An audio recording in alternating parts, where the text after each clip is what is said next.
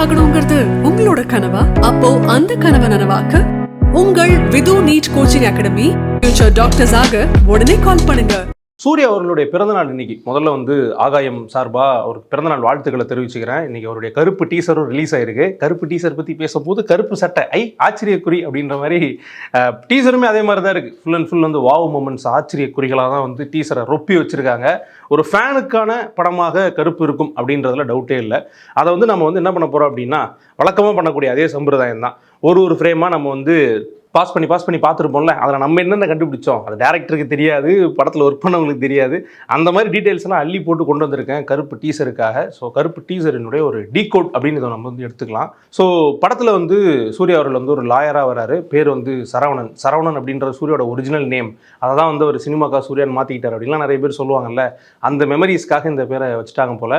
படத்தில் த்ரிஷா இருக்காங்க, ஆனால் ஒரு ஃப்ரேமில் கூட வரவே இல்லை. ஆர்ஜே பாலாஜி இருக்காரு. ஆர்ஜே பாலாஜிக்கு ஆப்போசிட்டாக நின்று தான் சூர்யா பேசிகிட்டு இருக்காரு அப்படின்னு நிறைய ஃபேன்ஸ்லாம் எழுதிட்டு இருக்காங்க. எனக்குமே பார்க்கும்போது ஆர்ஜே பாலாஜி மட்டும் தெரியுது. அஃப்கோர்ஸ் அவர் படத்தில் ஆர்ஜே பாலாஜி இல்லைனா எப்படி, அவர் தான் டைரக்ஷன், அவர்லாம் எப்படி. சாய் அபியங்கர் ஒரு பக்கம் மியூசிக் போட்டுட்ருக்காரு, அது ஒரு பக்கமாக இருக்குது. அதே மாதிரி பார்த்தீங்க அப்படின்னா படத்தில் கோடங்கி அவர் இருக்கார், சினிமா ரிவ்யூர் கோடங்கி அவர் இருக்கார். நான் பார்த்த வரைக்கும் சொல்கிறேன், அந்த ஃப்ரேமில் இருந்த வரைக்கும் சொல்கிறேன். அதே மாதிரி விஜய் சுவாசிகா அவங்களும் இருக்காங்க. ஸோ இதை தாண்டி நிறைய பேர் இருக்கலாம். பட் இவங்க காமிச்சிருக்கிறது இப்போதைக்கு எவ்வளோ பேர் தான், த்ரிஷாவை தான் காமிக்காமலே விட்டாங்க. சரி, இப்போ நம்ம அந்த ஸ்டெப் பை ஸ்டெப் இதுக்கு போவோம். முதல் சீனில் ஒரு வாய்ஸ் ஓவர் வருது. அதில் என்ன சொல்லுது அப்படின்னா, மிளகாயை அரைச்சி பூசினா உடனே நீதி கொடுக்குற சாமி அப்படின்றாங்கல்ல. அது சும்மா படத்துக்காகலாம் பண்ணல, அது உண்மையிலே ஒரு நடைமுறை இருக்குது.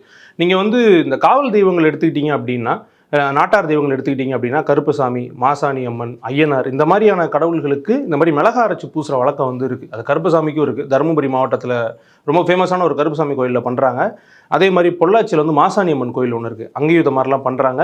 அது தவிர நிறைய இடங்கள்ல இருக்குது. அது கரைசலாக அபிஷேகம் பண்ணுவாங்க, அப்புறமா தீர்த்தமாக தெளிப்பாங்க, கண்ணுலாம் பட்டா எரியுமே அப்படின்னு நீங்கள் கேட்பீங்க. பட் அதெல்லாம் ஒரு வழிபாட்டு முறை. அந்த மாதிரி தமிழ்நாடு முழுக்க இருக்கக்கூடிய பல்வேறு கோயில்களில் நடைமுறையிலே இருக்குது. அந்த மிளகா பேஸ்ட் அரைச்சி சாமிக்கு பூசுறது, காணிக்கையாக செலுத்துறது, மிளகாயவே காணிக்கையாக கொடுக்குற அந்த மாதிரிலாம் இருக்குது.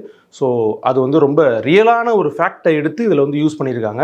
அண்ட் இந்த கருப்பசாமி ரெஃபரன்ஸ் டீசர் முழுக்க இருக்குது. எனக்கு தெரிஞ்சு படம் முழுக்க இருக்குன்னு நினைக்கிறேன்.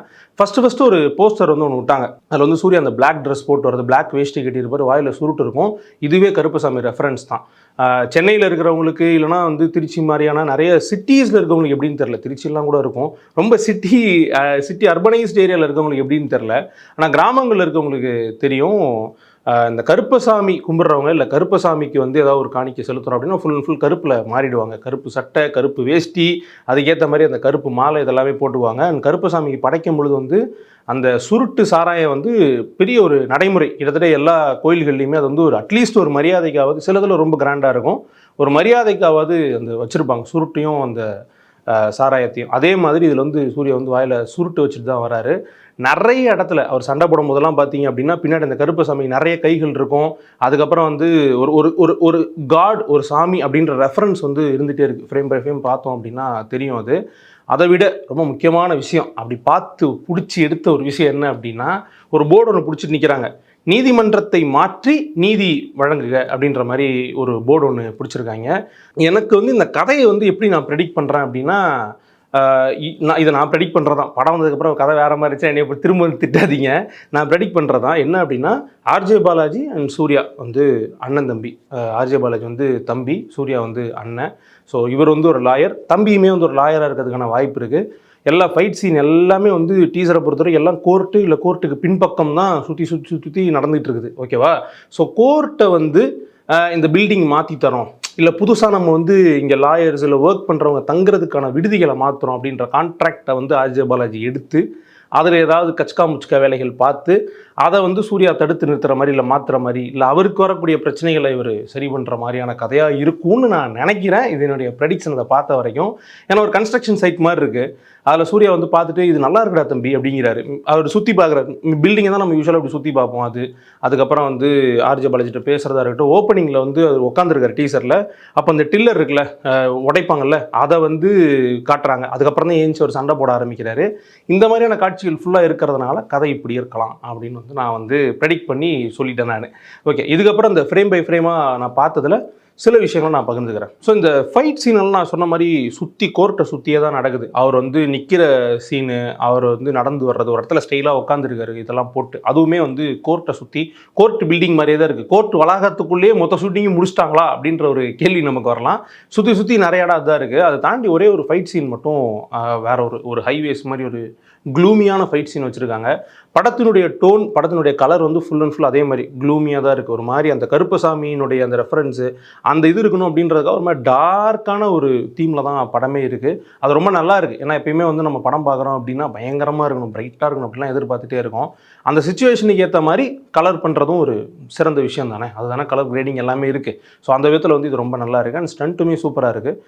அன்வர் பண்ணியிருக்காரு. அது வந்து ரொம்ப நல்ல ஸ்டண்ட் காட்சிகளாக இருக்குது. ஏன்னா டீசர் முழுக்கவே வந்து ஃபைட்டு தான் வருது. ஸோ படத்தில் வந்து எக்கச்சக்கமான ஃபைட்டுகள், எக்கச்சக்கமான வாவ் மொமெண்ட்ஸ் இருக்கும் அப்படின்றது இப்போவே நமக்கு புரியுது. காலையிலேருந்து நிறைய பேர் சமூக வலைதளத்தில் திரும்ப பேசிகிட்டு இருக்கக்கூடிய விஷயம் என்ன அப்படின்னா, அந்த வாட்டர் மெலான் சீன். வாட்டர் மெலானை பார்த்தாலே எனக்கு அவர் ஞாபகம் தான் வருது அப்படின்லாம் பேசிகிட்டு இருக்காங்க. பட் உண்மை என்ன அப்படின்னா, ஒரு 20 வருஷம் கழித்து அந்த ஐகானிக் வாட்டர் மெலான் சாப்பிட்டுக்கிட்டே அப்படின்னு வரல, வேணாம் நான் பண்ணி அப்புறம் என்னையே வேற திட்ட போகிறாங்க, அந்த சீன் இருக்குல்ல, கஜினியில் பண்ணியிருப்பார். அதை வந்து இதில் வந்து ரீக்ரியேட் பண்ணியிருக்காரு சூர்யா. அது வந்து ஃபேன்ஸுக்கு ரொம்ப ஸ்பெஷலான ஒரு மொமெண்ட்டாக இருக்குது. சூர்யா அவர்களுடைய அந்த கேரக்டரைசேஷன் சொல்லணும் அப்படின்னா ரொம்ப ரொம்ப ஆப்டாக, ரொம்ப அழகாக இருக்குது. அதை பற்றி நம்ம சொல்லவே வேண்டாம். என்ன கேரக்டர் கொடுத்தாலும் அதில் சாமிங்காக இருக்கக்கூடியவர் அவர். பேரழகர்ல அந்த கேரக்டர்லேயே அவர் பார்க்குறதுக்கு சூப்பராக இருப்பார் இல்லையா. அந்த மாதிரி சூர்யா வந்து எப்பயுமே அழகாக இருக்கக்கூடிய ஒரு நடிகர்.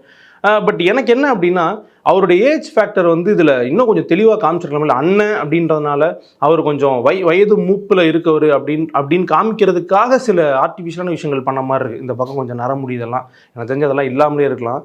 Surya is going to turn 50, is 49. So 50 ஆக போகுது அவருக்கு.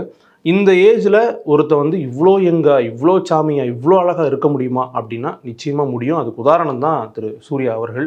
அவ்வளோ சாமியாக, அவ்வளோ சூப்பராக, அவ்வளோ யங்காக இருக்கார். அது ரோலெக்ஸாக இருக்கட்டும், இல்லைனா வந்து ரெட்ரோவாக இருக்கட்டும், அவர் தன்னுடைய ஃபிசிக்கை மெயின்டைன் பண்ணுற விதம், தன்னை ப்ரெசென்ட் பண்ணிக்கிற விதம், அவருக்கான ரோல்ஸை தேர்ந்தெடுத்து நடிக்கிற விதம்னு ஒரு வாட்டியும் அவர் நிரூபிச்சுக்கிட்டே தான் இருக்கார். எனக்கு தெரிஞ்சு ரெட்ரோ வந்து தனக்கான ஆடியன்ஸை அதோடைய கொண்டாட்டத்தை இன்னும் பார்க்கலன்னு நினைக்கிறேன். நம்ம ஆளுங்கிட்ட ஒரு பிஹேவியர் இருக்குது. என்ன அப்படின்னா, நல்ல படம் வந்து அது ஒரு 10 வருஷம் கழிச்சு தான் கொண்டாடுவாங்க. அதனால் ரெட்ரோவுக்கு வந்து இன்னொரு 10 வருஷம் இருக்குது. 10 வருஷம் கழிச்சு அந்த படத்தை வந்து பிடிக்க ஆரம்பிக்கும் எல்லாரும்.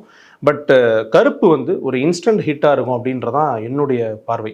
கருப்பை பொறுத்த வரைக்கும் வந்து இன்ஸ்டண்ட்டான ஒரு கமர்ஷியல் ஹிட்டு, ஃபேன்ஸ் கொண்டாடக்கூடிய ஒரு படமாக இருக்கும் அப்படின்றதான் நான் அனுமானிக்கிறது. ஸோ அந்த விதத்தில் கருப்பு வந்து டீசர் ரொம்ப ப்ராமிசிங்காக இருக்குது. மியூசிக் பற்றி சொல்லிடுறேன். சாய் அபியங்கருடைய அந்த 8 படங்கள் வரிசையில் கருப்பும் ஒன்று. ஸோ அதில் வந்து என்ன அப்படின்னா, மியூசிக் கேட்கும்போது ரொம்ப நல்லா இருக்குது. தனியாக நம்ம கேட்டோம் அப்படின்னா, பட் ஒரு வில்லேஜ் பேக்ரவுண்டில் இந்த மியூசிக் கொண்டு வந்து போடும்பொழுது அது ஒரு ஃபியூஷன் மாதிரி இருக்குது. டீசர் பார்க்கும்போது இது கொஞ்சம் செட் ஆகலையோ அப்படின்ற தாட்ஸ் வந்து நமக்கு வருது. மேபி மூவியில் பார்க்கும்போது அது எப்படி இருக்குது அப்படின்றத நம்ம வந்து இன்னும் பெட்டராக அண்டர்ஸ்டாண்ட் பண்ணிக்கலாம். ஸோ கருப்பு டீசரை பொறுத்த வரைக்கும் நான் பார்த்த விஷயங்கள் எல்லாத்தையும் சொல்லிட்டேன். இன்னொரு டீல் இருக்குது. ஒரு ஃபைட்டில் வந்து சுப்ராஜ் அப்படின்னு போட்டு ஒரு லா ஃபோட்டோ ஒன்று போட்டுருவாங்க, மேலே நின்றுட்டுருக்கு. ஆனால் அது வந்து மிரர்டாக இருக்குது. இது வந்து நான் கண்டுபிடிச்சி சொல்கிற டீட்டெயிலாக இல்லை, ஆர்ட் டிபார்ட்மெண்ட் வந்து போர்டை திருப்பி போட்டாங்களான்றது எனக்கு தெரியல. ஆனால் அப்படி ஒன்று இருக்குது. நீங்கள் ஃப்ரேம் பை ஃப்ரேம் பாஸ் பண்ணி பார்த்தீங்கன்னா தெரியும். ஸோ படம் முழுக்க வந்து கருப்பசாமி ரெஃபரன்ஸ், பயங்கரமான ஃபைட்டு, அப்படி இப்படின்னு ஒரு கமர்ஷியலான சூர்யா ஃபேன்ஸுக்குன்னு சொல்லி எடுக்கப்பட்ட ஒரு ஆத்தென்டிக்கான ஒரு செலிப்ரேட் பண்ணுறதுக்கான மூவி தான் கருப்பு. சீக்கிரம் தேட்டர்ஸில் வரப்போகுது. Festival holidays, I think Puja ஹாலிடேஸை ஒட்டி ரிலீஸ் ஆகும்னு நான் நினைக்கிறேன். ரிலீஸ் ஆனதுக்கப்புறம் இல்லை ட்ரெய்லர் வந்ததுக்கப்புறம் அதை பற்றி டீட்டெயிலாக பேசுவோம். நன்றி.